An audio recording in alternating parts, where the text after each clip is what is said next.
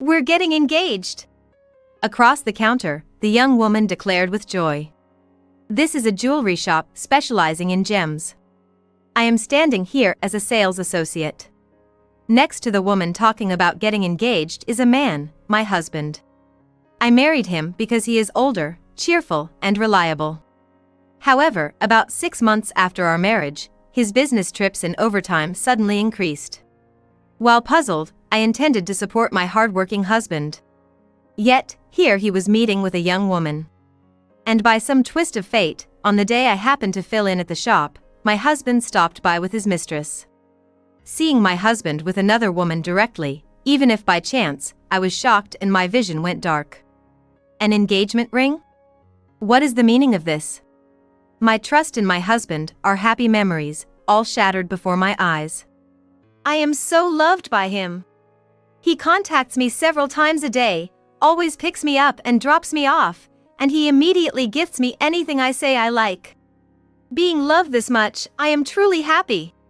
The woman, oblivious to the fact that the sales associate in front of her is his wife, gushes about their relationship. I had been wondering why our savings hadn't increased despite his earnings. Now it was clear, he had been supporting his mistress. Meanwhile, my husband, standing next to me, realized my presence and his face twisted uncomfortably.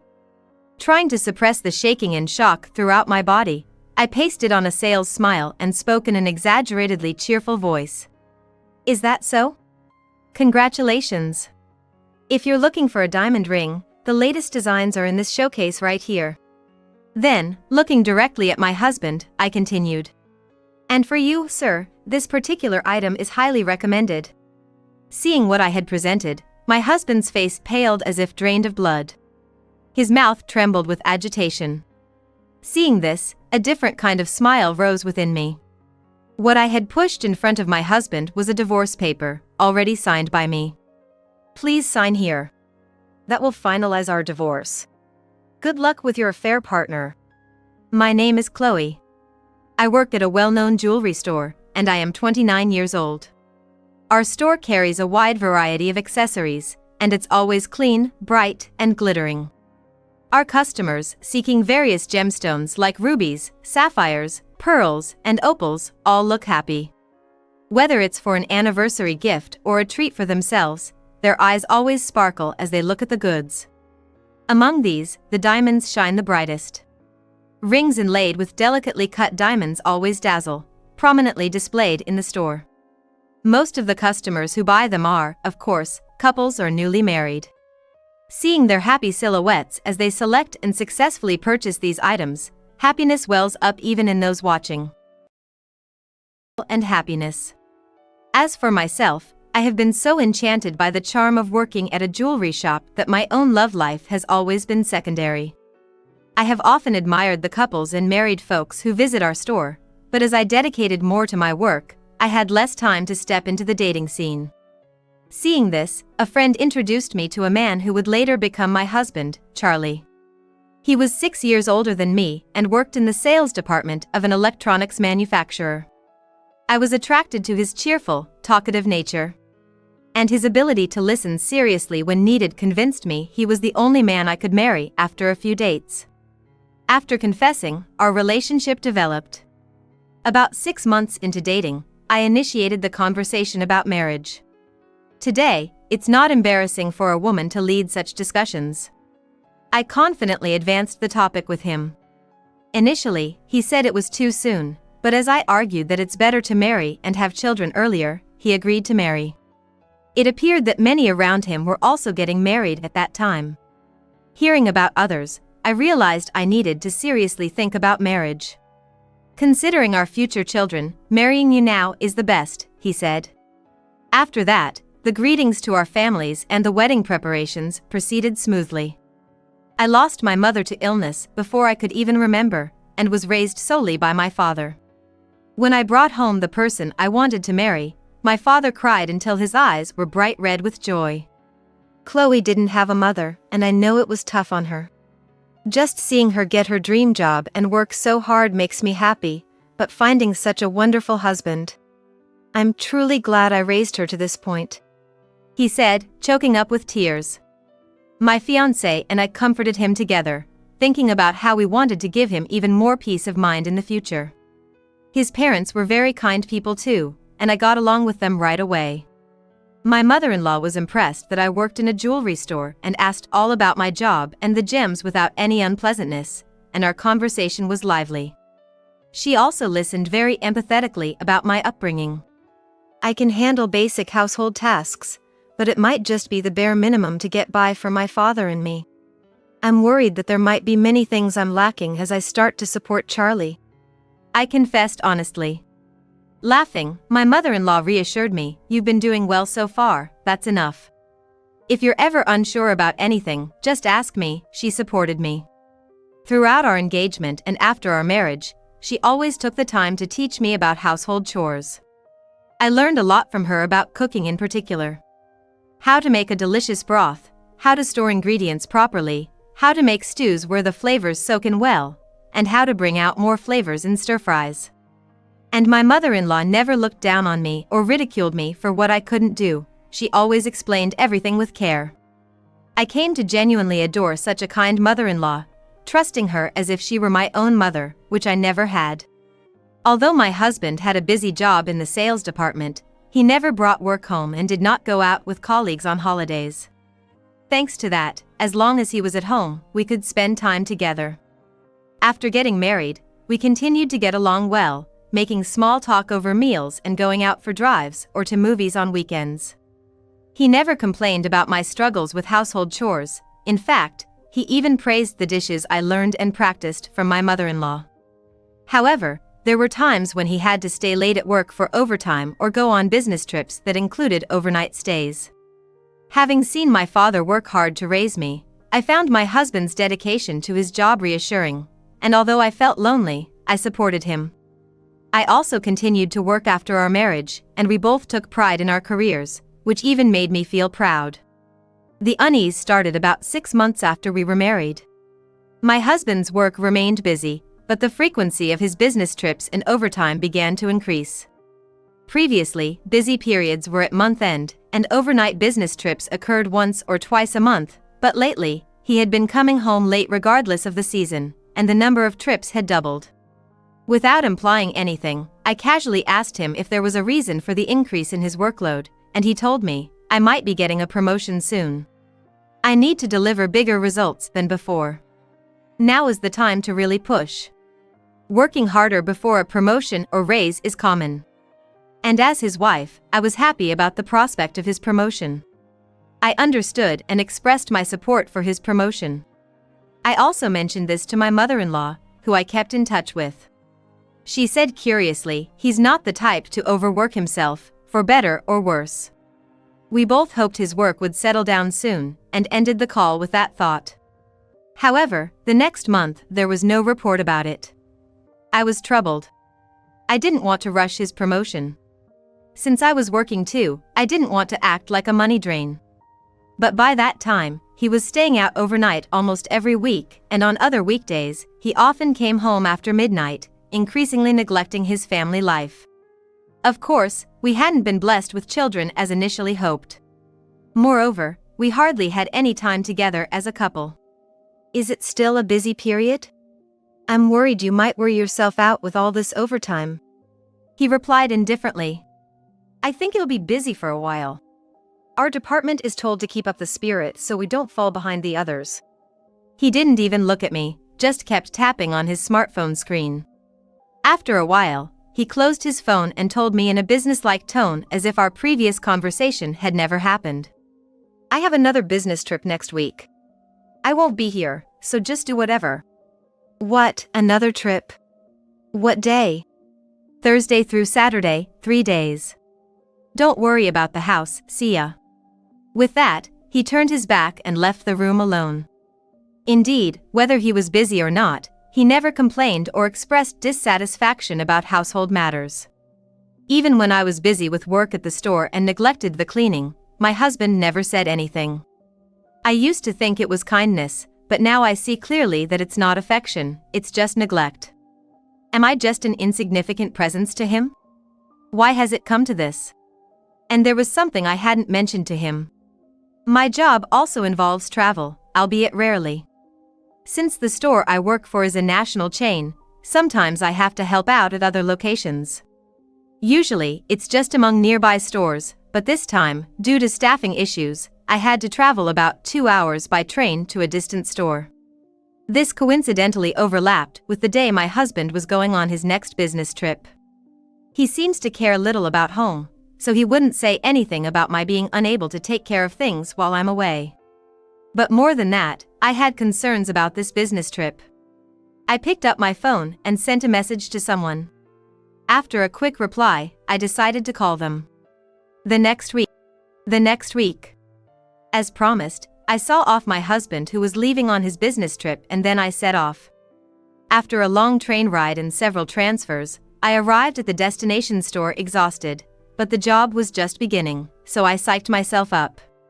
As I entered the store, a woman waved at me from across the room. I waved back and hurried over to her.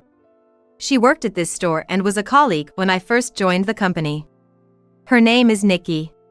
When my business trip was confirmed, I thought I might be working with her and got in touch.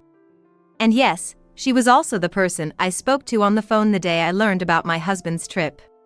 She has become more than a work colleague. She is a priceless best friend with whom I can discuss and consult about private matters.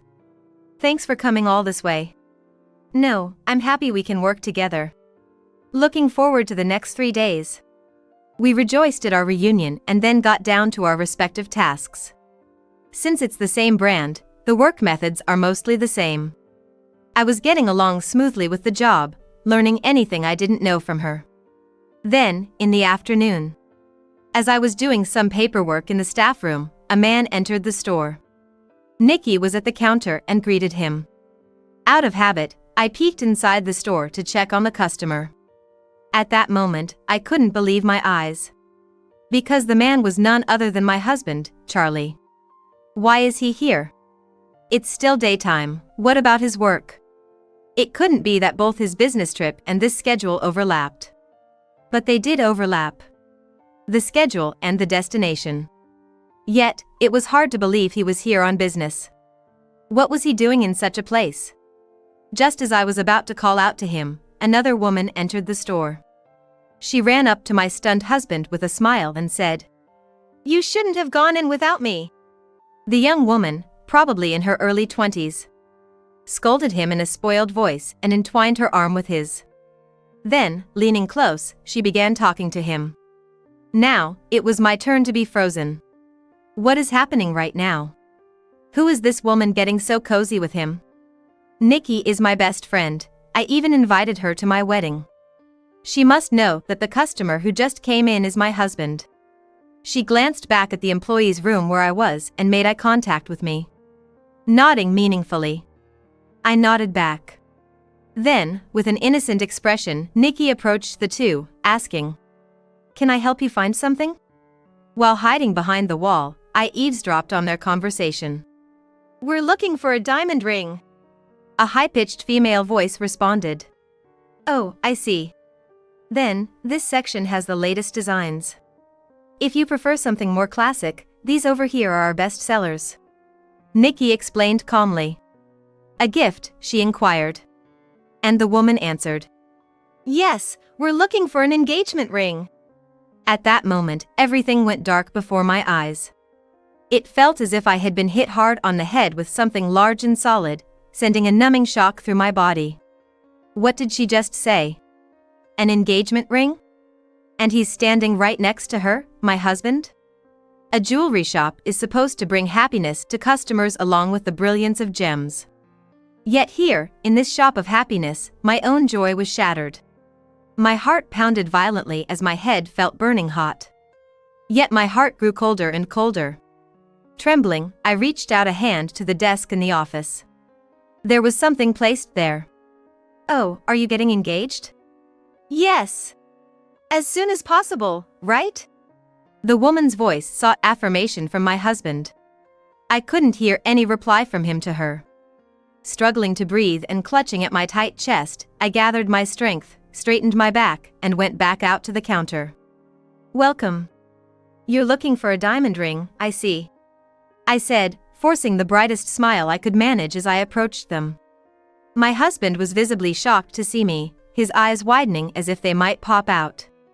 Then, his face turned deathly pale, and he began to tremble violently. "That's right. The latest designs are cute, but I think a classic would be better for long-term use. It's hard to choose," the woman said with an unconcerned laugh, not realizing that I was the wife of the man next to her. "Indeed. It's an important purchase, so please take your time to decide. Here's a catalog for you to look at," I said, handing them a catalog of our jewelry. "And this item is highly recommended," I added, presenting something to my husband that caused his eyes to widen like saucers. With his eyes unsteady and trembling, he fearfully peeked at my face. I maintained my composed smile, staring straight at my husband's distressed figure. What I handed to my husband was a divorce document, already signed by me. Previously, when my husband's late nights and business trips began to increase, I contacted my mother-in-law out of concern. Then, one day, after dining near my husband's company with an acquaintance, she happened to witness my husband disappearing into the night with a young woman. Of course, she reported it to me immediately. It was a crowded place, so she might not have noticed otherwise. It was probably because you mentioned her that I unconsciously kept an eye out and spotted them, my mother-in-law recounted. It turned out that my husband's infidelity was already known to both my mother-in-law and me.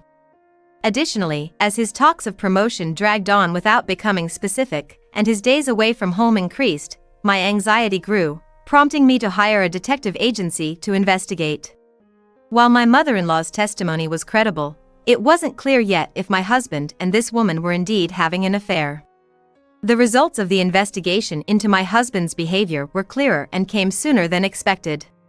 His affair was so blatant that a professional could verify it within a few days. He was seen almost daily dining with a woman in the bustling downtown area within his commuting range and then entering a place to rest. They also had overnight dates at least once a week. Multiple photos like these emerged in about 2 weeks. The other woman was one specific individual. The woman currently being overly cheerful at the jewelry store counter was the same face found in the investigation photos. While the investigation was underway, I was confiding in Nikki about my husband at the counter. I had a strong desire to believe in the man I loved, and initially, she was very supportive. However, once the results from the detective agency came in, everything changed. I broke down crying on the phone, and she couldn't hide her anger towards my husband. "It's despicable for him to have a mistress. He barely comes home anymore, he doesn't care about you at all, Chloe. I can't stand to see you hurt like this." "Thank you. Do you think I should get a divorce?" I asked, heartbroken. After a pause, she slowly said, "It's your decision to make, I can't force you. But if you want my opinion, I recommend divorce. Chloe, you're beautiful and competent, you can definitely find someone much better." "Really? Thanks for listening." She encouraged me to meet up soon to talk more in depth. Then, by coincidence, I ended up being sent to help at her store. My husband didn't tell me where his business trip was, so it was purely by chance that we met here. However, it seems my best friend was still looking out for me. She had independently obtained a divorce paper. During lunch, she handed it to me, saying, "I'm sorry if this seems presumptuous. I can't force this on you. It takes courage, and I want you to decide for yourself. I'm just going to give this to you." I had married my husband, dreaming of a happy life together, but even after discovering his infidelity, I couldn't bring myself to initiate a divorce.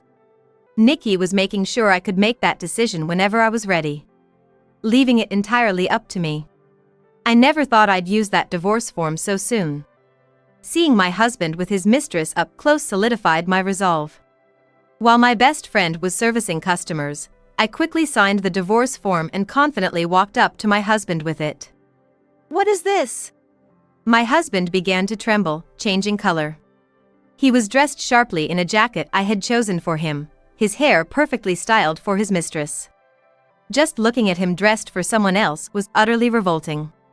I kept my smile and said, "Sir, are you interested in this item?" I would love to discuss it in detail, please come this way. I led the two of them to the store's office. My husband walked with his head down, unsettled throughout, while the mistress seemed clueless about the situation, her face still bearing a smile. I sat them down in the office chairs and looked down at my husband. Who is this woman? What's this about an engagement ring?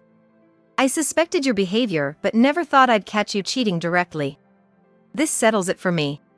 I need you to sign this. I was no longer just a smiling salesperson, I was a wife confronting infidelity. My husband shook his head violently, his lips quivering. What are you talking about? What's this about a divorce? I just stopped by this store for work. She's just a colleague. To accuse me of cheating is totally unjustified.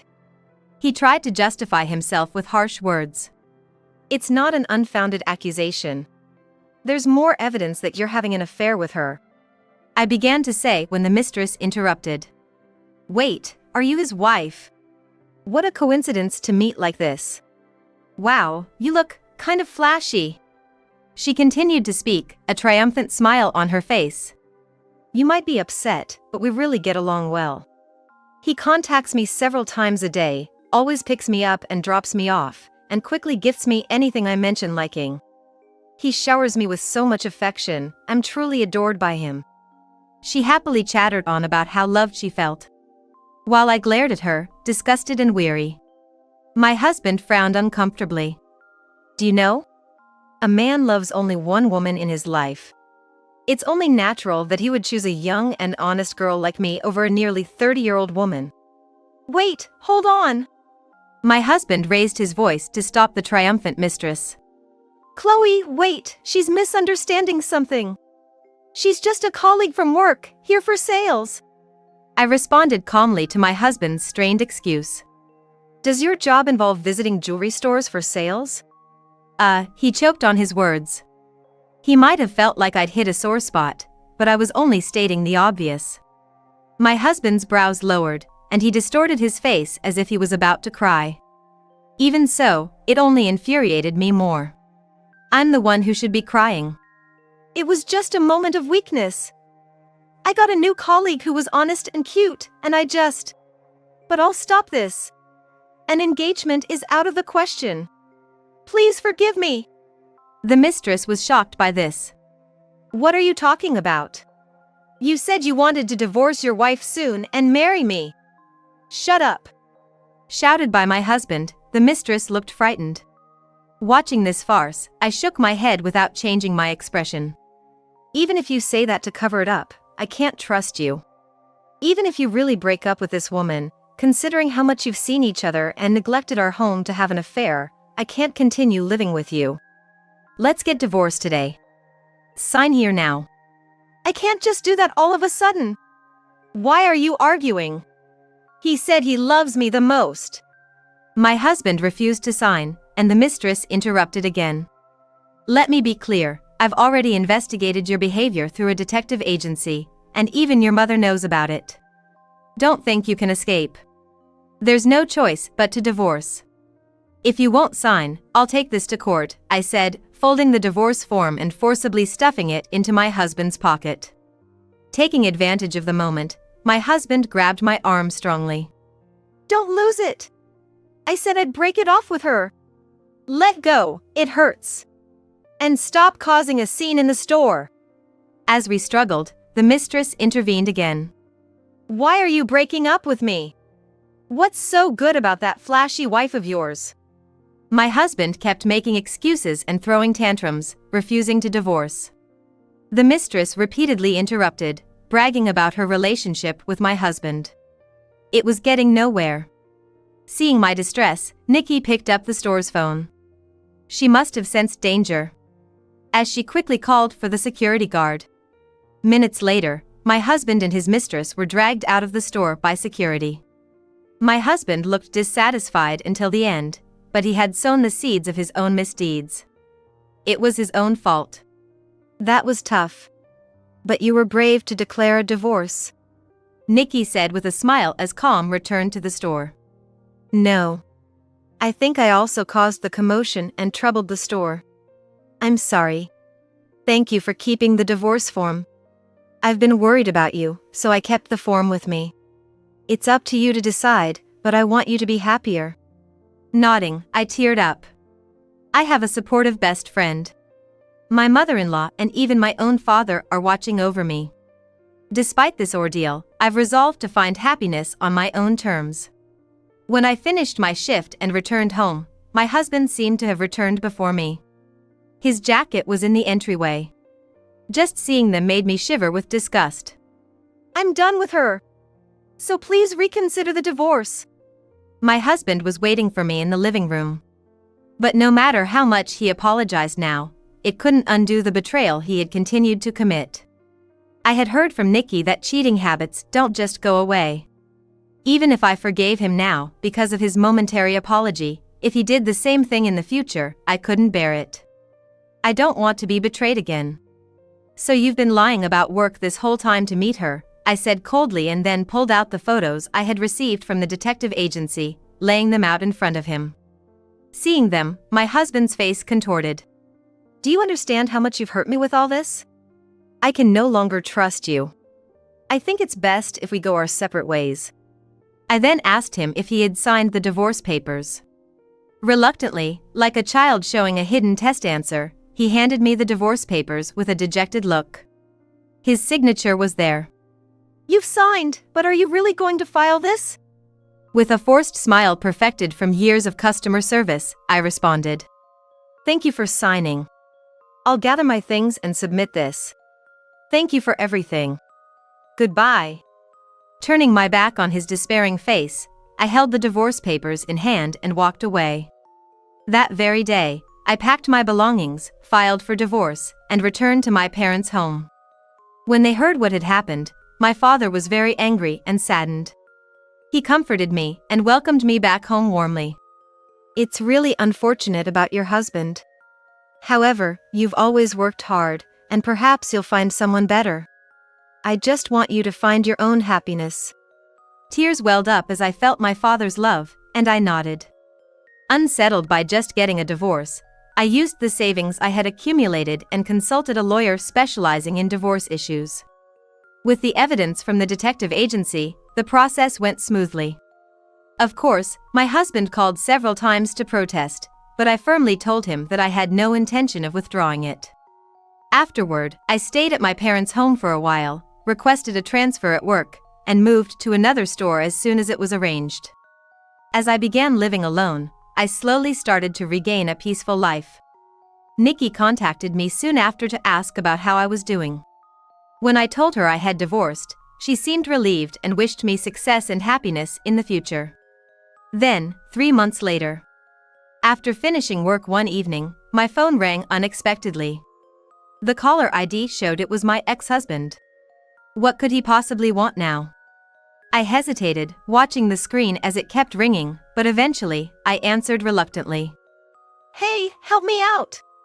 I can't make it at work like this, not to mention I can't even manage my living expenses. His voice sounded almost tearful as he rambled on. Apparently, after accumulating unpaid credit card debts, he had become overwhelmed with debt. Moreover, since he could no longer provide for his mistress as before, she had dumped him. Additionally, because the mistress had been a colleague at his company, her seeing him submit a divorce paper in front of his wife, and then running out of money, had made her angry, and she started spreading various rumors about him at work. For example, he forcibly took me to a hotel under the guise of business guidance, or he seems to have made advances to several new female employees. Thanks to these rumors, he was constantly looked down upon at work, and not only was there no talk of promotion, but he was also likely to be demoted from his current position. It was obvious why he had no money. In our household, I had actually earned more working at the jewelry store than he did as a sales associate. We split the living expenses after marriage, but large purchases and wedding expenses had been covered by my savings or with help from my father, who wanted to support us. Despite this, if he had managed his finances well, he could have saved some money on his own, but being a womanizer with a habit of squandering money on expensive gifts for his mistress, he had failed to do so. Further, he had tried to cover the shortfall with credit cards, increasing his debts.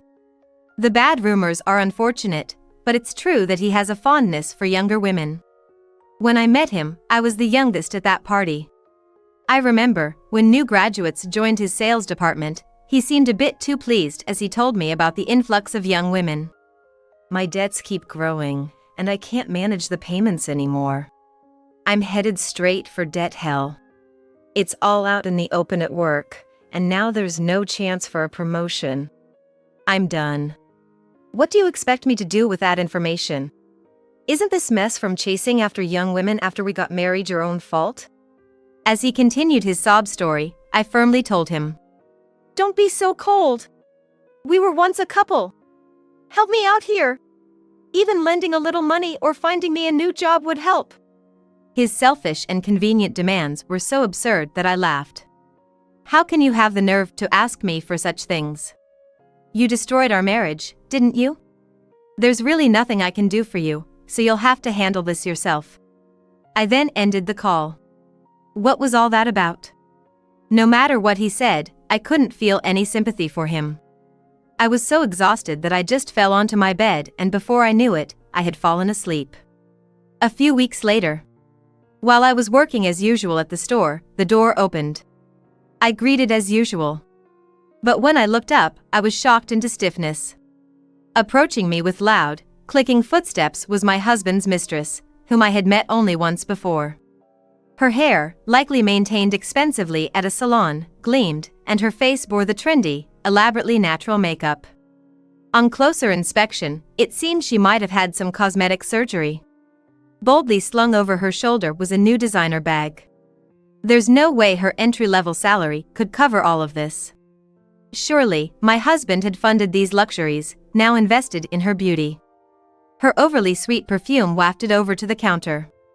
She clenched her teeth, her youthful beauty spoiled as she narrowed her eyes in an ugly glare at me.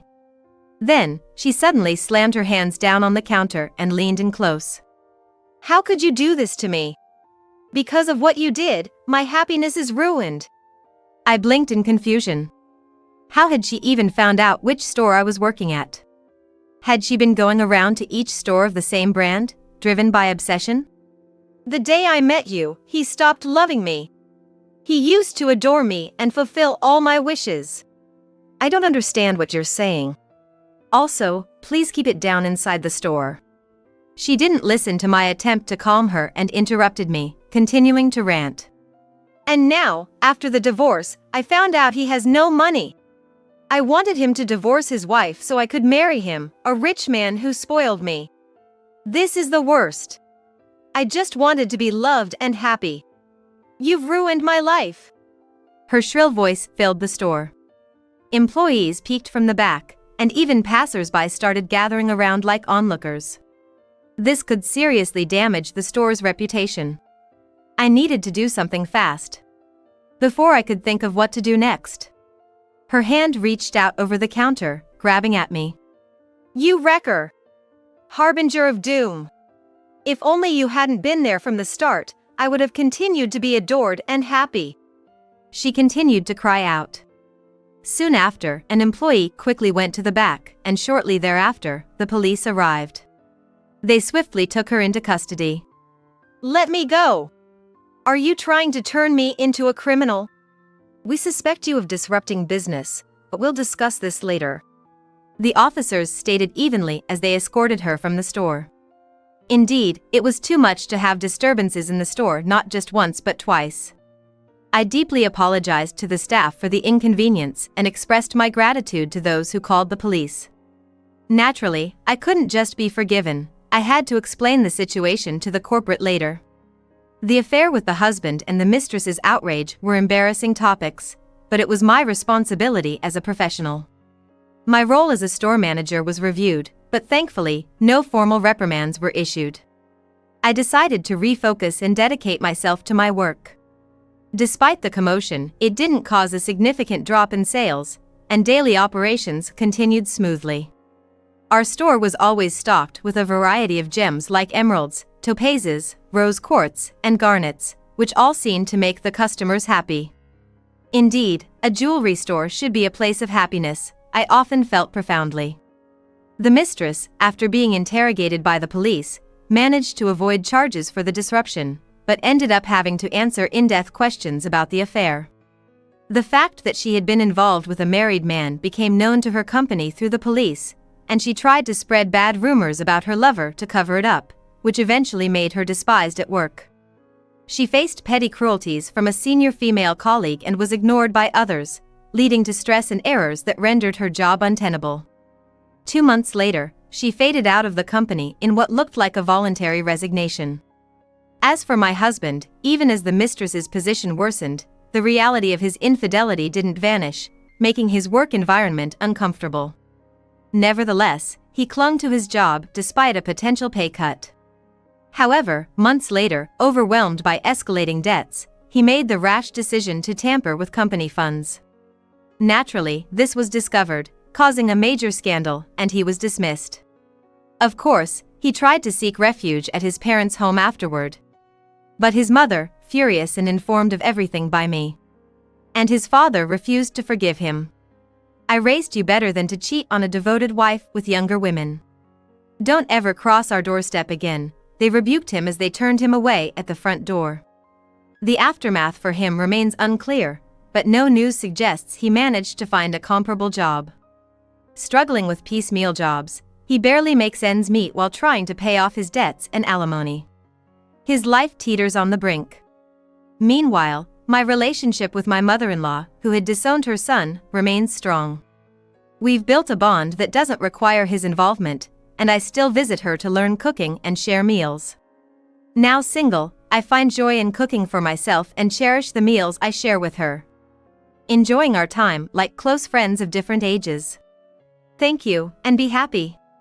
At the store's counter, I send off the customers with a beaming smile. Today, a couple brimming with smiles purchased a diamond engagement ring. As they walk away, arm in arm, they look genuinely happy, which makes me smile too. Despite everything that has happened, I feel no jealousy towards the couples or married folks who visit the store. I sincerely wish to bless and support their desire to preserve their cherished feelings through the brilliance of gems for the future. Each time, I realize just how much this job is a true calling for me. As a jewelry buyer, my job takes me abroad, deepening my appreciation for the craft. The allure of gems continues to engage me, and I am committed to my profession with pride. You're not blood related to your daughter, right? When I heard this from my daughter's fiancé, I couldn't believe my ears. Then, from my daughter's mouth came the further blow. I don't want you to be involved in my life anymore. I was left in disbelief, looking back and forth between their two faces. Although my daughter, who was my husband's child from a previous marriage, indeed had no blood connection to me, I had nurtured her with love for 16 years. The kindness you receive from others should not only be returned to them, but also given to many more people. And the kindness you give should be forgotten the moment it's done. Suddenly, this famous saying came to mind, and I quietly nodded several times, conceding with, I understand. However, no one could have imagined at that time that this event would trigger such an unbelievable incident. My name is Melissa. I'm a 44-year-old homemaker. I graduated from community college and worked as secretary. When I was 28, I started working at a certain startup when I fell in love with an executive director named George. George was a decade older, at 39, but he was good at his job and full of compassion. I accepted his proposal, feeling confident that I could have a peaceful life with him. George had a daughter, Jenny, from his late first wife. My parents vehemently opposed the wedding, claiming, he's 12 years older, divorced, and has a kid. That's outrageous. But I insisted and decided to marry him despite their objections. At that time of our marriage, Jenny was still 10 years old and in a sensitive stage of her life. Feeling lonely after the loss of her mother and confused by her father bringing a strange woman home, she remained silent most of the time, always carrying a worn-out hippo plushie she had since she was little. I did everything in my power not to hurt her feelings. I even turned down George's wish for more children, persuading him to focus on our peaceful life together as a trio. I reiterated that even if she wasn't my biological child, she was still a precious child because she mattered to George. In the end, George gave in to my perseverance, and I ended up raising Jenny alone. I made sure to understand everything about her likes and dislikes in food, her favorite TV shows, books, idols, and served her with like her own personal secretary. Even then, she kept her heart guarded. But when she bought a single carnation for Mother's Day in her first year of middle school, I was so touched that I burst into tears. Seeing an adult cry startled her, but she gingerly patted my shoulder with her always carried hippo plushie. Seeing this, I felt somewhat amused and remarked, "Wow, that little one sure is amazing. It made my tears stop." Upon hearing this, Jenny's face brightened and she raised her plushie high, proudly saying, "Yes, this little one is amazing. When I hold it, I can forget about all the bad stuff." Since that day, we gradually started to get closer. Whether it was going shopping together, going to concerts, or sharing hobbies, we became a really close mother and daughter pair. By the time she became a college student, George would even tease, "Jenny only hangs out with her mom." The turning point in our relationship came when Jenny had been working for about 3 years. She secretly told me, "I've got a boyfriend. Don't tell Dad." He was one of George's colleagues, manly, smart, and clearly she was head over heels for him, which was evident from her glowing face when she talked about him. By that time, George had risen to the position of CEO, and his company had established itself as a top-tier corporation from a mere startup. About half a year later, Jenny started to act somewhat aloof toward me. When I suggested, "Let's go shopping this Sunday. It's been a while. I'll buy you something," she would decline, claiming she was busy, even though she seemed to just be lounging around at home. Even the concerts of Typhoon, the band we both were fans of, she evaded saying, "I've decided to go with my friends." I felt lonely, but considering she was no longer a child, I tried to take it positively and thought it might be time for me to let go and perhaps find a new hobby. During such time, George, who was the company's president, suddenly collapsed. Fortunately, he was found early and his life was saved, but it was a critical situation. I visited the hospital every day. Due to the lengthy hospital stay, George had become rather weak-willed and would mumble worriedly about Jenny. Jenny visited the hospital frequently as well, and seeing her father worry so much, she consulted her boyfriend. He proposed, "Would it be alright if we got engaged on the premise of marriage, so your father can be at ease?"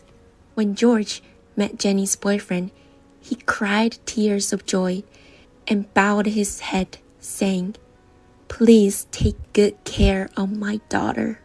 So they decided to have their wedding earlier to ease George's worry and plan a small ceremony with close relatives right after New Year's. George was thrilled to be able to see Jenny as a bride. "I'm going to fight to get out of here by the wedding," he said. "Don't push yourself too hard. Even if you can't, it's fine to do it remotely." The doctor had said it would be impossible for him to be discharged by the time of the ceremony, so preparations were being made for a remote connection. However, something that bothered me was that while Jenny's fiancé had introduced himself to George in the hospital, he hadn't made any attempt to meet me, and it didn't seem like Jenny was interested in introducing him either. There were discussions about who from our relatives should be invited to the wedding, but there was never any talk about inviting her fiancé home. Thinking he might be busy, I didn't press the issue. Then, when looking at the seating chart on the wedding invitation, I realized there was no seat for me. Thinking it might be a printing mistake, I asked Jenny about it. "Oh, that's because you're a stranger. I said we're only inviting relatives," she said. I was speechless. A stranger? When I said that in a small voice, Jenny averted her eyes and said, "I'll bring Tom over next time. We'll talk then," and ran off to her room. The word stranger echoed in my head, and I didn't understand what was happening. The following weekend, Jenny's fiancé, Tom, came over. He was tall and looked very competent, but as soon as he entered the house without a proper greeting, he said, "I'm busy, so let's make this quick." I was left with an unpleasant impression. This didn't seem like a very good first impression for the man who was to be my future son-in-law. I served the two of them tea and took a seat on the sofa, starting with, "Thank you for making the effort to come over today. I really wanted to meet and have a proper conversation." In response, Tom said in an irritated tone, "I did say I'd keep it brief, right? Didn't you hear that? What's this all about?" He was putting pressure on me, so I politely explained, "Well, you see, you're going to be my son-in-law. I know you've talked to my husband, but I wanted to have a serious talk as well." To this, Tom, waving his hand as if to shoo away a dog, responded, "Oh, all right, I get it. We're all good. This is about the wedding seating plan, isn't it? So basically, you're picking a fight, right?" Can you believe he said that? The impression I had of him from when my daughter first started dating him was quite different. But my daughter, who was sitting next to me, did not seem particularly surprised and was calmly drinking her tea. This made me worry about whether he always behaved like this. "I'm not trying to pick a fight," I replied. "I just want an explanation because I found that I don't have a seat." "No, so the thing is," Tom responded with a half smile, "we're not inviting strangers to the wedding. You're not really related by blood, are you?" I was left speechless. Even without a blood connection, we've lived as mother and daughter for 16 years. "I consider her my child," I replied. Looking towards my daughter, Jenny didn't meet my gaze and said nothing. Instead, Tom leaned forward and said, "You mean you're more like a babysitter, right? I'm pretty sure that's what George was thinking too. Doesn't it seem a bit presumptuous to play the lady of the house?" What on earth was he saying? I couldn't understand the meaning of his words, so I stiffened as he continued to speak. "You should feel a bit embarrassed, don't you think? If I were in your shoes, I wouldn't have the nerve to demand to be invited to the wedding as a mother. Right, Jenny?" When he turned the conversation towards her, Jenny lifted her head and said, "Yeah, I agree. I never thought you would ask to be invited to the wedding." She said it to my face. My daughter suddenly seemed like a stranger. Was this really Jenny? "See, even your daughter agrees with me," Tom continued. "I don't mean to be rude, but aren't you done here? I think George mentioned something like that the other day." "That can't be true," I protested, But to my disbelief, Jenny said, I don't know about Dad, but I don't want you to have anything to do with you for the rest of my life. I was so shocked. It felt as if the world had turned black and white. Tom raced at his wristwatch saying, Oh, look at the time. I have to go now, and left the room. But I was too stunned to see him off. I just sat there, stunned, on the sofa. When Jenny came back after seeing him off, she tidied up the teacups mechanically and without even glancing at me, went into her room. What were these past 16 years all about? The family photos hanging in the living room seemed to mock me. The red sunset came in through the window, felt painfully intense on my eyes. Since the day I came to this house, I have lived for my husband and daughter, cleaning and cooking every day, serving them with all my might. Did it all mean nothing? Staggering to my feet, I started thinking about what I needed to do next. Tom was talking about my husband, but he couldn't check with the man in the sickbed. I didn't want to spoil my daughter's joyous wedding either. I practiced smiling in front of the mirror so my husband wouldn't notice anything. Then came the wedding day. The hotel venue was resplendent with signs and the tables were beautifully arranged. What was different from a normal wedding was that even at the reception time, no one guest had arrived. I appeared in the venue pushing a wheelchair. Jenny, in her wedding dress, and Tom, in his tuxedo, was looking around the empty venue, bewildered. What is going on? Why isn't anyone here? As they both looked puzzled, we approached them. Both Tom and Jenny made a shocked face as they saw the man in the wheelchair I was pushing. George, I thought you couldn't leave the hospital. Dad, is it okay for you to be here? Before the shocked duo, George said, It's a big day for my precious daughter and wife. I couldn't just lie in bed, in resounding voice. His voice had a dignity and confidence of a man who had been leading people for a long time. I placed my hand on my husband's and felt a sense of gratitude for something. The doctor was also surprised that he had recovered as much in such a short time. George glared at Tom and said, Let's have you explain a few things, calmly, making a Tom break out into a cold sweat, wiping his face with a handkerchief, unable to articulate his words. Where did his high and mighty attitude from when he visited our home go? What's the reason my wife doesn't have a seat? Well, I didn't expect you to come. So you would have invited her if I was there? No, it's not like that. The relatives had many opinions about the second wife attending the wedding.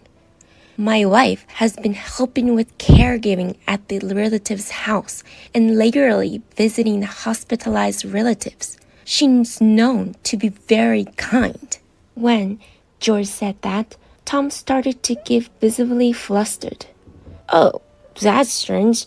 That's different from what I heard. Jenny told me so. What? Suddenly asked. Jenny stared at Tom in her natural state. I didn't say anything like that. As Jenny started to speak, Tom interjected. More importantly, why are the relatives not here?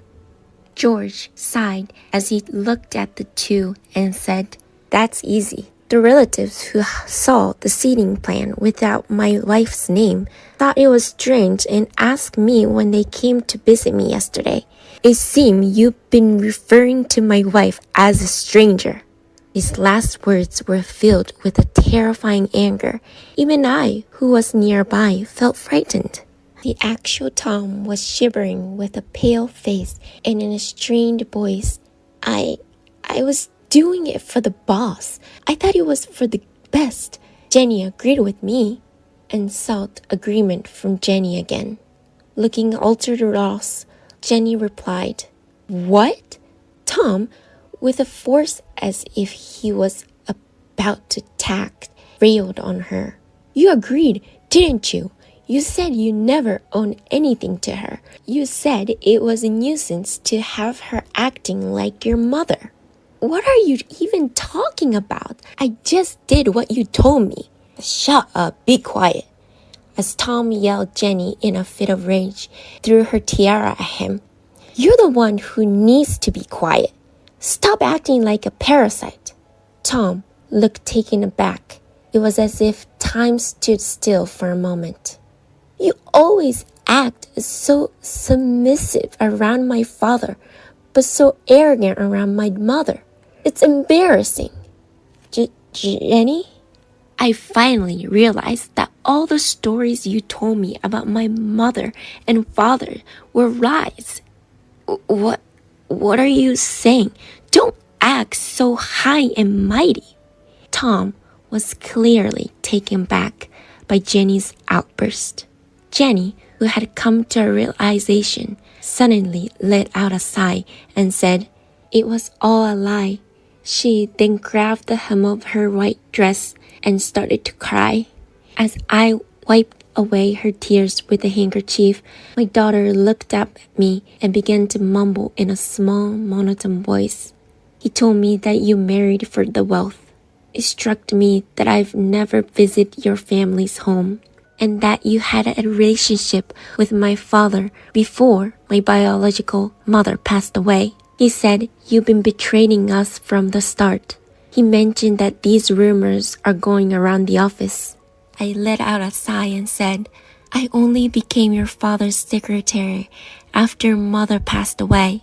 And I'm sorry, but my family was rich, so I wasn't after the money.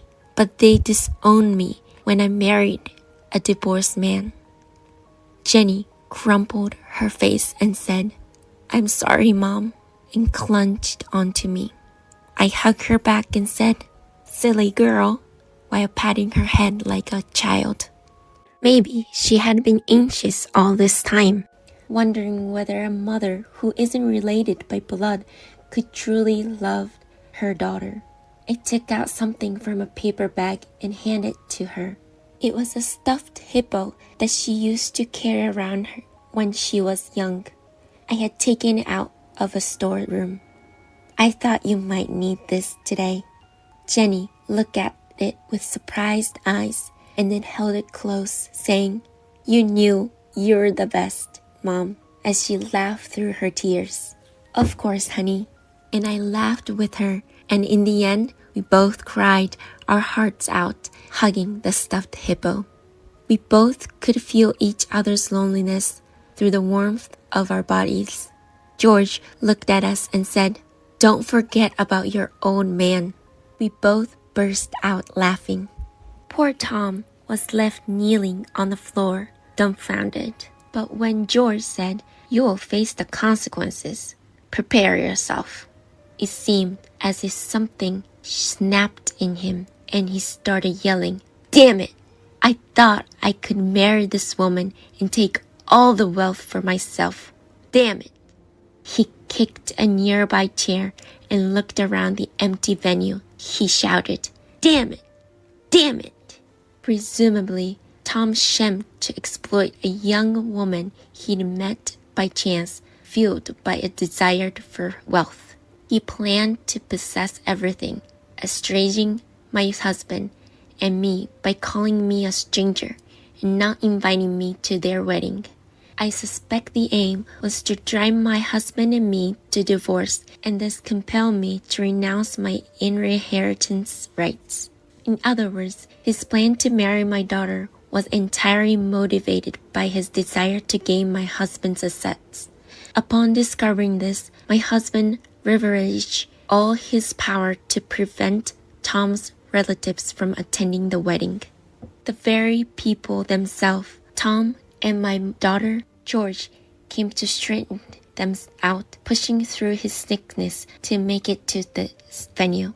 When Tom made too much of the commotion, the security guards at the venue came to subdue him. He started to resist violently like a wild animal, and they couldn't manage him. Eventually, the police were called and he was escorted to the station on the charge of obstructing business. After that, the marriage between Tom and my daughter was naturally called off. Luckily, they hadn't registered their marriage, so my daughter's family record remained unscathed. When we hired a lawyer, it was decided that Tom should bear the full cost of the wedding venue. Despite the odyssey of remaining at the company, the gossip about my daughter made it impossible for anyone to interact with him, and he soon resigned of his own accord. After that, he had to pay for the wedding. To meet these costs, he was forced to take on a day labor job, working day and night, leading a tough life. However, it's nothing less than he deserved. My daughter says she had enough of marriage for a while and has been happily hanging out with me. Thanks to his diligent rehabilitation, my husband was able to return to his position as CEO and now walks with just a cane. I am grateful every day for the chance to meet these two. I really have to go to work. So let's go to the amusement park another time. The day before our daughter's birthday, my husband, John, suddenly canceled our plan to visit the amusement park. Since it couldn't be helped, I went to the amusement park with my daughter, Lily, and to my surprise, we saw John there, enjoying himself with a woman and a child we didn't recognize. Seeing John prioritizing plans with other people on such a special day, my anger exploded. And then, I decided to take revenge that he would regret for the rest of his life. My name is Susan Mitchell, 34 years old. I work as a certified public accountant. When I was younger, I was a hard worker. But after giving birth, I decided to cherish the time spent with my daughter. So, I've become a freelancer and I'm comfortably working from home. Our family of 3, including my husband John and our daughter Lily, is not particularly wealthy, but we're living a happy life. I met John when we were both college students. We were both part-timers at the same pub. While I was studying in college to become an accountant, John was attending a training school to become an actor. Despite both of us not having much money, we bonded over our shared goal of achieving our dreams, and that's how our relationship began. I passed my exams and started working in an accounting firm after graduating from college. However, John struggled to find success. After graduating from the training school, he was affiliated with a small acting agency, but the jobs he got were mostly extras. It was a difficult situation to make a living out of acting. Yet I admired his dazzling determination to pursue his dreams, and proposed that we should live together to support him. From then on, I took on all the living expenses and even gave him $300 monthly as pocket money. I believed without a doubt that John's efforts would eventually be rewarded, but at 28, when I got pregnant, he gave up his dream. Now, he works at a construction company and serves as a worker at the site. I felt guilty for making him give up his dream, but I respected him for working so hard as the family's breadwinner. However, I had some complaints about John. It was about what happened from when I got pregnant with Lily until her birth. I had severe morning sickness and couldn't even eat properly.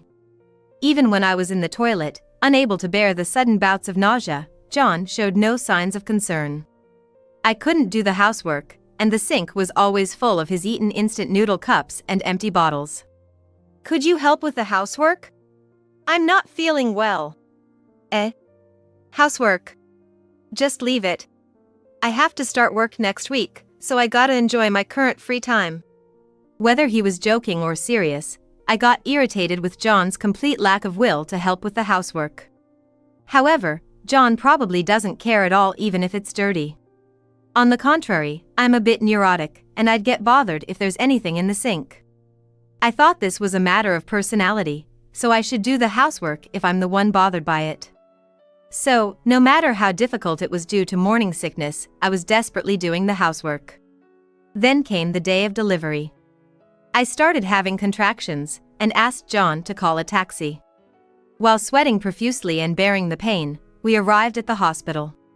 Then, John said something shocking. It's gonna take a while before the baby comes, right? It's boring waiting, so I'm gonna head home. let me know when the baby is born. What are you saying? That's because the first delivery takes time, right? I can't do anything at the hospital, and I might be in the way, so I'm going home. Good luck. Looking forward to meeting the baby. He said it with an innocent smile, and I was at a loss for words. Despite me going through labor, which is a matter of life and death, John said he's going home without accompanying me during delivery. My anger boiled over at John's nonchalant attitude towards the delivery. I tried to retort, but John had already gone home, and I had to face the delivery with a frustrated feeling. And after enduring the long 12 hours of labor, when I finally gave birth to Lily, John was unreachable because he was asleep. When John arrived at the hospital the next day, he gave Lily a big hug and smiled with joy. Gosh, she's so adorable. Good job, Susan. Once you're discharged, let's go out to eat. Anger surged within me at John's carefree words. Does he not understand that it's not easy to go out with a tiny baby like Lily? And does he think he's showing sympathy by saying such light words like good job? Once the anger set in, everything John did began to irritate me. I didn't want to fight right after giving birth, and I didn't have the energy left, so I had no choice but to stay silent. John may be unreliable and sloppy, but ever since he gave up his dream of becoming an actor, he's been working hard. Although his income is low, I honestly respect his dedication to sweating it out from early morning to late at night. I decided to show my appreciation by planning a birthday party for John with Lily. I wonder what Daddy would like. Fried chicken, perhaps? What should we get? Let's get a big cake. Yay! Lily wants a chocolate cake. This isn't your birthday, Lily. Hearing that, Lily broke into a fit of giggles. Now 5 years old, Lily has grown into a cheerful and lively child. She has large, adorable eyes just like John, and he's always saying that she could become an actress in the future. Lily, who's so cute, adores John and was looking forward to celebrating his birthday. And then came John's birthday. We had prepared a cake and a slightly more lavish meal than usual, but John didn't come home. In the evening, he sent me a text saying he was busy at work and would be late. Daddy's not coming home? I'm sorry, honey. He said he's working. So let's do the birthday party tomorrow. But it's Daddy's birthday today. I held Lily, who was on the verge of tears. It was unfortunate as she had been looking forward to it, but there was nothing we could do since it was work. After putting Lily to bed, I waited for John on the sofa. I was waiting in the living room, intending to tell him when he got home that Lily had been eagerly waiting to celebrate his birthday, but he didn't return until morning. Is work that busy? Huh? Oh, yeah, I guess so. When I called out to John as he arrived home, he responded in a surprised voice. Lily was waiting to celebrate your birthday. Really? I screwed up. Tell her I'll make it up to her by taking her to the amusement park next time. Saying that, John quickly left the house. Watching him leave for work without even having time to rest, a feeling of suspicion grew within me. If he really had been working until morning, it would be a clear violation of labor laws. Also, considering the overtime he claimed he had worked, John didn't seem tired at all, which made me suspicious, so I called his workplace. And then I found out that John had actually left work at the regular time. It wasn't as much of a shock as I thought it would be. I was just increasingly angry at John for taking Lily's feelings so lightly. He was probably cheating. There had always been a lot of women attracted to the good-looking John since we were dating. And John, seemingly happy to be fawned over, had cheated on me a few times. I had accepted it because we were young at the time, but I was appalled that he would still cheat even after turning 30. I wanted to confront him, but I had no evidence yet. Lily loves John. If she found out he was cheating, our happy family life would crumble. In the end, I swallowed my frustration and didn't confront John at the time. A year later, Lily turned 6. She was going to start elementary school the following year and had grown up quite a bit. Lily, who still adored John, said she wanted to go to the amusement park with him on his birthday. I got the day off, so I can play all day with Lily. Hooray! I'm gonna ride the roller coaster. That sounds great. Let's also ride the Ferris wheel. John and Lily were happily talking, and I too was looking forward to Lily's birthday. However, the day before Lily's birthday, John suddenly said he couldn't go to the amusement park. I have to instruct construction methods in developing countries for my company. The person in charge got sick, and now I have to go. So we'll go to the amusement park some other time. Why? You promised we'd go together. You're a liar, Dad. Lily started crying out loud. Looking at Lily, John scratched his head in frustration. I can't help it, it's work. Stop being so selfish. The atmosphere froze as John, with a cold expression he'd never shown to Lily before, bluntly spoke. You don't have to be so harsh. Lily was really looking forward to it. Why are you talking like that? Holding Lily close while glaring at John, he uncomfortably shifted his gaze and left the living room. Lily, your dad has to work tomorrow, so how about you and I go to the amusement park together? Would you hate it if it's just you and Mom? I don't hate it. Then it's a date at the amusement park for the two of us. When I intentionally spoke brightly, Lily, whose eyes were red and swollen, softened her expression. After that, I booked tickets for the amusement park, and the next day, we left the house in matching dresses. I was irritated by John's selfish actions, but all I had in mind was to make Lily happy. Once we arrived at the amusement park and saw Lily's eyes shining, I felt relieved. As we enjoyed the amusement park, riding the roller coaster, the merry-go-round, and finally when we were on the Ferris wheel, Lily and I saw a shocking sight. Mom! It's really beautiful. Indeed. Look! You can see the ocean over there. That's true. Mom, isn't that Dad over there? Lily pointed down from the Ferris wheel. There stood John, lined up to ride the Ferris wheel. Next to John was a woman wearing a cap low over her eyes and sunglasses, and a girl a little older than Lily. The three of them were laughing happily and looked like a perfect family from afar. I quickly covered Lily's eyes. Don't look! I had no idea why John was there, or what his relationship was with the woman and the girl. My mind was a mess, but above all, I didn't want Lily to know this side of John. It would hurt her to know that her beloved father was cheating and prioritizing promises with other people over her. I didn't want to make her sad on her birthday. That man looks a lot like Dad. But he could be someone else. No. It's Dad. He's even wearing the clothes he always wears. Lily, clever for her age, brushed off my hand and stared at John. Is this cheating? How do you know such a word? My friend from kindergarten told me. It's a really bad thing. That friend's mom cried every day. Is Dad a bad person? I was speechless. Then Lily stared at me and spoke. Mom, I love Dad a lot. But I love Mom even more. If Dad makes Mom sad, Lily is on Mom's side. Lily. Tears spilled from my eyes at Lily's words. It was always painful dealing with John's infidelity, and each time it was a shock. But I couldn't show my weakness and had been pretending to be strong.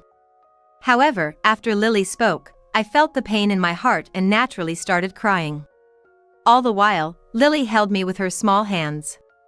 A few minutes later, after calming down, I looked at Lily's face. Lily, who was looking at me with a very worried expression, was a truly kind child. Anger exploded within me against John, who cancelled on Lily's birthday, my precious child, and cheated. Lily must also be very hurt now, though she's not showing it. I can never forgive John for ruining such a special day, Lily's birthday. I swore in my heart to take revenge on John. The Ferris wheel moved slowly, getting closer to the ground. And when the door opened, I made eye contact with John, who was lined up. Why? John's soft voice was heard. Then, John obviously crouched to hide from the woman he was having an affair with. Walking towards the uncooperative John. John, good job on your overseas business trip. When I grabbed John's arm, he shivered. That's not a case of mistaken identity, is it? Of course not. You said you couldn't go to the amusement park today because it was Lily's birthday, but why are you here? And what's your relationship with those two? Upon hearing my words, the people lined up started to whisper. Feeling uncomfortable from the attention, both the woman and John clearly started to panic. She's my childhood friend, and because she's a single mother, I decided to bring her to the amusement park. It's sad if she can't enjoy herself, right? I can take Lily anytime. That's not right. You are Mindy's papa. Suddenly, the little girl they were with raised her voice. He is Mindy's. Although he doesn't come home from work on weekdays, he plays with me every Sunday. Right, Mama? The woman John was having an affair with was at a loss for words. That's wrong. He is Lily's papa. He always comes home to Lily's house. Papa is cheating with that woman. Upon hearing Lily's words, people around started talking badly about John. When I glanced sideways, I saw some people filming with their phones. Ignoring the people filming, I confronted John. She calls you Papa, what's the deal with that? Well, of course, I can't be her father. I am your husband after all. Oh, so you're just friends with this woman? Of course. We're just friends, John said as if he was murmuring. The girl named Mindy was shocked and teary-eyed, but John didn't comfort her. Then, the little girl grabbed John's hand. That's a lie. He always says he loves Mama. He kisses her and says she's the one, why would he lie? Shut up. Why would you say that? Mindy didn't do anything wrong. With that, Mindy started to cry out loud. Drawing even more attention, John and the woman he was having an affair with desperately tried to calm her down. But it had no effect, and Mindy shook off the two of them. That's when it happened. Mindy's hand hit the woman's face, knocking off her sunglasses and hat. Isn't that Jessica Brown? Seriously? The one from that movie? John's affair partner turned out to be actress Jessica Brown. She is a late-blooming actress who started to attract attention in her 30s and started to appear in films and dramas a few years ago. And the moment I realized that the woman was Jessica Brown, I understood everything. Have you been dating since before we got married? Well, what are you talking about? Because when you were in your 20s, you were cheating on me behind my back, and Jessica was one of them. At that time, both of you were unknown actors.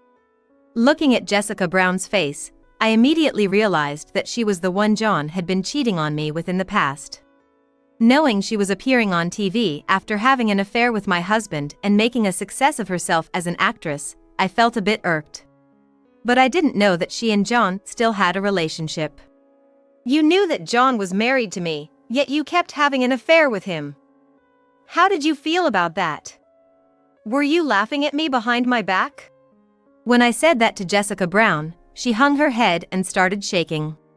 Yes, I used to date John. But we're strangers now.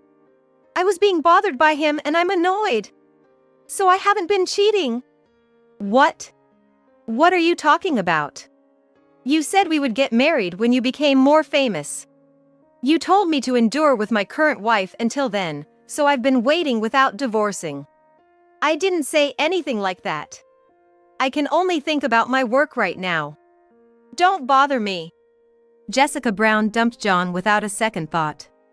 She has been spotted by many people, and videos of her have been taken. Despite claiming to be single in public, if it were to be revealed that she has a child and was cheating, her reputation would surely plummet. She denied the fact that she was cheating and claimed to be a victim being stalked, but people around her had seen her happily together with John before the trouble started. Her lies won't work. A large crowd formed around us, and everyone was criticizing Jessica and John in unison. John's face was pale as he kept his head down. John, I didn't know our marriage was such a burden to you. That's not true. You're the only one for me, Susan. You don't need to lie to yourself anymore. Should we get a divorce? John's eyes widened at my words and he lifted his face. Wait a minute. Divorce, that's not right. It would be unfair to Lily. You wouldn't want to be separated from Daddy, would you? John bent down and grabbed Lily's shoulder. Looking at John, who was begging her, Lily stared at him coldly. Lily won't be lonely. Even if Dad isn't around, Mom will take me to amusement parks and play a lot with me. And Mom doesn't lie like Dad. Is that true? Didn't you say you love me? Was that a lie? It wasn't a lie. But I don't like a dad who makes Mom sad. I like Mom more than Dad, so it's okay if only Mom is here. Looking at Lily, who was grinning and looking at me, I was about to cry again. I held back my tears and faced John. That's how it is, so it's not a problem even if you're not here, John. But isn't it tough being a single mother, financially? I've been earning more than you, haven't I? John bit his lip in frustration. As the awkward silence filled the air, the ringtone of a smartphone echoed. It seemed to be Jessica's phone, and she answered the call. After a brief conversation, her face started to turn pale. Wait, please! Please do something! Manager! Please! She cried into her phone, then slumped over, looking defeated. What happened? The video just now went viral on social media, and my planned appearances in movies and dramas have been cancelled. That can't be true. Jessica glared at me. It's all your fault. I was in a good position, and now all the hard work I've put in until now has been wasted. What are you going to do about it? As Jessica was about to hit me, the sound of smartphone camera shutters all rang out at once. Isn't it awful? Cheating, that's the worst. I used to like her, but now I'm disappointed. Go to hell. People who had been watching from a distance began to raise their voices against Jessica. Jessica was trembling, her teeth chattering in fear. I'm not in the wrong. It's not my fault. I won't have anything to do with John anymore, so please forgive me. Hey, wait. Do you not care about me? Of course not. I should have never gotten involved with you. Don't ever contact me again. Let's go, Mindy. Jessica took her daughter's hand and quickly left amidst the loud sound of smartphone camera shutters. Left behind, John was staring at Jessica, who had left with a pale face. His expression was still saying that he loved her. You can wallow in your sentimentality, but have you forgotten about us? That's not true. I'm sorry, Lily. You guys are the most important to me. As if we can believe that? If you're going to act, at least do it better. And don't come back home, we're getting a divorce. What? Why? It's my house too, isn't it? I sighed at John's genuinely surprised words. That apartment is under my name. I'm paying for everything, the rent and utilities, to support you, John, because you don't have any money. I've been the one paying the rent all this time, so it's mine. What do I do then, Susan? That's not my problem to solve.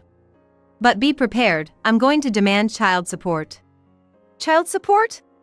I can't afford to pay that. You know how much I make, Susan. You're the one who's earning money here, you don't need child support.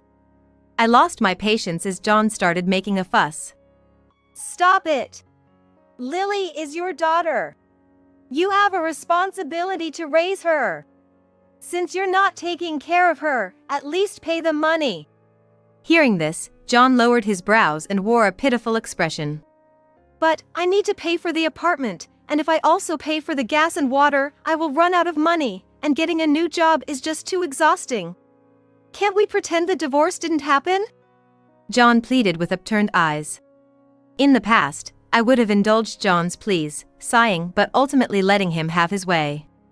I used to think his incompetence was endearing because I loved him. But now, there's no love left for John. Even his upturned eyes begging for indulgence only irk me. Don't be ridiculous. You can't pretend it didn't happen after hurting Lily. I can't trust you anymore, John, so don't contact me. I don't like you anymore, so don't talk to me. When Lily said this, applause broke out from the surrounding crowd. Well said. Such bravery for a young girl. Go on. Tell him more. The heckling from the crowd lifted my spirits slightly. Ignoring John's attempts to apologize, I left the amusement park with Lily. All that remained was John, kneeling on the ground, utterly stunned. Afterwards, John was fired from his job. The scandal became a hot topic on social media, revealing John's face, name, and workplace. His company received numerous complaints, disrupting their work, so they decided to let John go. Having lost both his job and home, I heard John has fallen into a depressive state. When I happened to see him at the supermarket, he looked nothing like his old self, disheveled with a full beard and long hair, wearing tattered clothes. I pity him, but I have no intention of stopping the demand for child support. I expect he'll stop making the monthly payments eventually, so I plan to ask for a lump sum. Furthermore, Jessica also received public backlash and has since disappeared from television. She is reportedly being badmouthed by people around town whenever she steps out and is confined to her home. As for me, I started a new life with Lily and we're managing just fine without John. I thought Lily would be devastated, but she seems to be doing better than expected, attending school cheerfully every day. Sometimes, she gets teased for not having a father around, but she doesn't seem to mind. "It's better not to have a dad like that," she would say, showing a maturity beyond her years that makes me laugh. To me, Lily is more precious than my own life.